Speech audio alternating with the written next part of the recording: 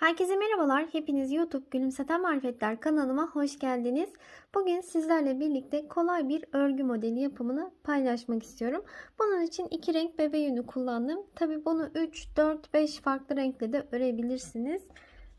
Sizin tercihinize kalmış. Öncelikle bu lila rengimle örmeye başlıyorum.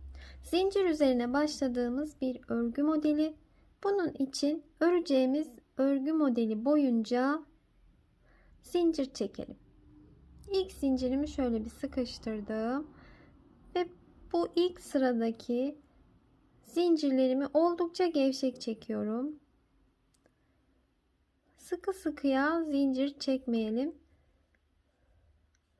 Çünkü modelimiz bu alt kısımda böyle kasma yapacaktır ve güzel durmayacaktır.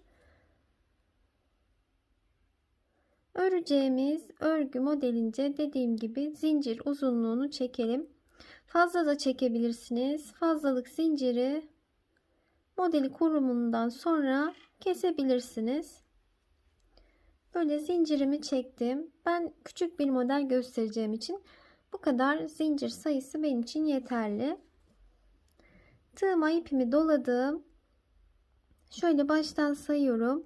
İlk zincirim, bakın 1, 2, 3, 4, 5, 6. Şöyle 7. zincire batalım. İkili trabzan yapalım. Tekrar aynı yere batalım. İkili trabzan yapalım. Tekrar aynı yere batalım. İkili trabzan yapalım. Aynı zincire 3 tane ikili trabzan. Bir zincir.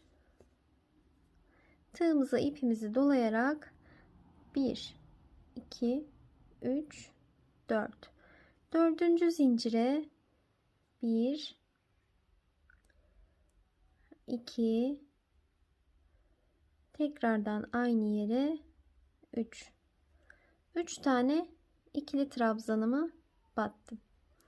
Bir zincir, tığıma ipimi doladım. 1, 2, 3, 4. Dördüncü zincirime ikili trabzan.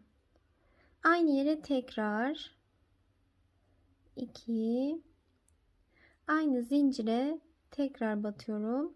3. 3 tane ikili trabzan. Bir zincir. Böyle zincir boyunca bu modeli kurarak ilerleyelim. Evet, bakın böyle modelleri kurarak ilerledim. En son bir zincir çekiyorum. 1, 2 zincir atlayıp üçüncüye trabzan yaparak burayı bitirdim. Bakın burada fazla zincirde kalabilirdi. Bunu modelimizin 3-4 zincir böyle şu taraftan keserek kalan ipi de çektiğimizde bu şekilde kısaltmış olursunuz. Yani fazla zincir de çekebilirsiniz. Şimdi burada 1, 2, 3, 4, 5. 5 zincir çekerek örgümü çevirdim. Şöyle tığıma ipimi doladım ve bu tarafa batıyorum, bakın. Buraya batarak burayı atlıyorum. Şu iki model arasına batıyorum. İkili trabzan yaptım. Tığıma ipimi doladım. Şimdi şurada aşağıda 3 zincir atlamıştık. 1, 2, 3.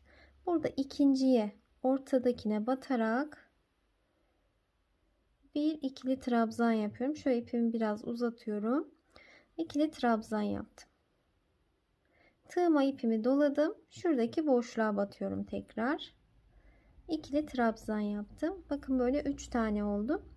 İkincisi ortadaki biraz uzun görünüyor. Şimdi bir zincir çekelim. Tığımıza ipimizi dolayalım. Diğer iki model arasındaki şu boşluğa geçelim. Boşluğa battım. İkili trabzanımı yaptım. Şimdi ortadakini yapacağım. Tığıma ipimi doladım. Bu ortadakini aşağıya batıyoruz. Aşağıda 1, 2, 3 zincir atlamıştık. Şöyle ortadaki ikinci zincire batarak ipimi böyle çektiriyorum, uzatıyorum. Uzatılmış şekilde bir trabzan yapıyorum. Bu ikinci trabzanı uzatarak yapalım. sıkı bir trabzan yapmayalım. Sonrasında yine o araya batıyorum. İlk trabzanı battım, araya battım. Bakın. Bir zincir, bir kez daha tekrar edelim. Şu iki model arasındaki şu boşluğa batıyorum. Battım. İkili trabzan yaptım. Tığıma ipimi doladım. Aşağıda 3 tane zincirim vardı. İkincisine yani ortadaki zincire batarak ipimi şöyle uzatıyorum ve ikili trabzan yapıyorum. İkinci trabzanın ortadakini biraz uzunca yapıyoruz. Sonrasında yine şu aradaki bir zincirli boşluğa batarak trabzan yaptım. Şöyle böyle devam edelim. Evet, son kısma geldik. Son kısmı nasıl yapıyoruz? Burada 2 zincir çekiyorum ben. Son kısımlarda 2 zincir çektim. Tığıma ipimi doladım. Şuradaki baştaki bakın şu trabzan batarak ikili trabzan yaptım. Şöyle şu şekilde bir görüntüsü olacak. Bundan sonraki sıralar daha kolay ilerleyecek. Artık şuradaki aradaki ortadaki ikinci trabzanın tepesine batarak ilerleyeceğiz. O yüzden daha kolay olacak. Bu şekilde. Şimdi renk geçişi yapacağız. Diğer rengimizi alalım. 2 sırada bir renk geçişi yaptım ben. 2 renk kullanırsanız iplerinizi koparmadan ilerleyebilirsiniz. 3 renk kullanınca biraz zor oluyor aynı renklerle ilerlemek koparmadan. Şimdi bu ipimi buraya geçirdim. İlk trabzanın tepesine şöyle bir batarak sık iğne yapalım. Rengime geçiş yaptım. Şimdi 3 zincir çekeceğim. Bu kenar trabzanım. 1 2 3 şu şekilde. Kenar trabzanım oldu. Sonrasında bakın şuradaki 3 trabzanı yapıyoruz. Birinciyi yaptım. İkinciyi alttaki 3 tane trabzanım var. Buradaki ikinci trabzanın tepesine batarak yukarıya doğru bakın ipimi çektirdim ve ikili trabzanımı yaptım. Bu 3 trabzanımın ikincisiydi. Şimdi üçüncüyü de yine ara yere yapıyorum. Bu şekilde. Şimdi bir zincir çektim. Ve şu iki model arasına atlıyorum. İkili trabzan. Tığıma ipimi doladım. Altta 3 tane trabzanım var. İkinci trabzanın tepesine batarak şöyle ilmeğimi uzattım. İkili trabzanımı yaptım. Tekrar üçüncüyü şuraya araya yapıyorum. Bakın bu şekilde. Bir kez daha tekrar edelim. Bir zincir, diğer iki modelin arasına girelim. İkili trabzan. Tığıma ipimi doladım. Altta 3 tane trabzanım var. İkincinin yani ortadakinin tepesine batalım. İlmeği şöyle uzatalım ve ikili trabzan yapalım. Tekrar araya batıyorum. İkili trabzan yapıyorum. Bir zincir çekerek bir sonraki araya geçeceğim. Şöyle ilerleyelim. Evet, şimdi son modele geldik. Orayı bir birlikte yapalım. Bakın şöyle şurada bir boşluk var. Bir zincirimi çektim. Buraya şöyle bir battım. Bakın ilk trabzanımı yaptım.